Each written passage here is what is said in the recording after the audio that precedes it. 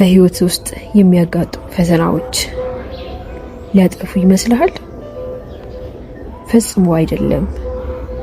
ውስጣዊ ጥንካሬን አውጥተው ድንቅ ማንነትን ሊቀርጹት ነው እንጂ። እንዲሁም እስካሁን ያጋጠሙ ፈተናዎች በሙሉ አንተን ሰብረው ሊጥሉ ሳይሆን ይበልጥ ሊያጠነክሩ የመጡ ናቸው።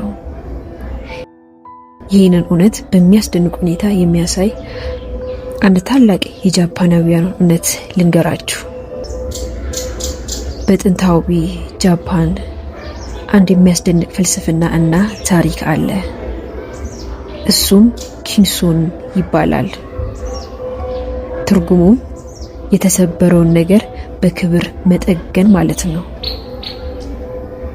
አንድ ቀን በአንድ ጃፓን መንደር ውስጥ በጣም ውድና ተወዳጅ የሆነ የሸክላ ሳህን ተሰበረ። የሳህኑ ባለቤት በጣም አዘነ። ምክንያቱም በጃፓን ባህል የእቃዎች መሰበር የህይወትን መቆራረጥ ያሳያል ተብሎ ይታሰባል። ነገር ግን የጃፓን ጠቢባን የተሰበረውን ሳህን ጥለው አላጠፉትም። ይልቁንም የጃፓን የእጅ ጥበብ ባለሙያዎች ልዩ በሆነ መጣበቂያ የተሰበሩትን ቁርጥራጮች አንድ ባንድ መገጣጠም ጀመሩ። ትልቁ የጃፓን ሚስጥር ግን እዚህ ላይ ነው። የተሰባበሩትን መስመሮች ለመደበቅ ወይም ለማጥፋት አልሞከሩም።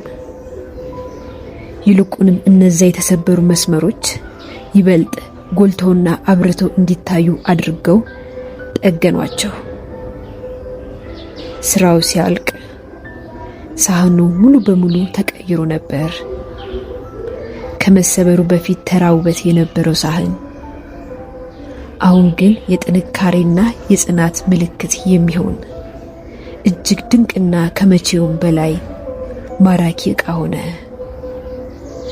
ጃፓናውያን በዚህ ጥበብ አማካኝነት የአንድ ነገር መሰበር ታሪኩ አያበቃውም፣ ይልቁንም የጥንካሬው የውበቱ መጀመሪያ ነው ብለው ያምናሉ። ይህን የጃፓናውያን ጥበብ ዛሬ ላንተ ትልቅ መልእክት አለው። አንድ ጊዜ በህይወት ውስጥ በገጠመው ውድቀት፣ በስህተቶች ወይም በሰዎች ክደት ምክንያት የተሰበርክና ዋጋ ያጣ ሊመስል ይችላል። ነገር ግን ውስጥ ያለው እውነተኛ ማንነት ሊያወጡትና ሊያሳምሩት ነው።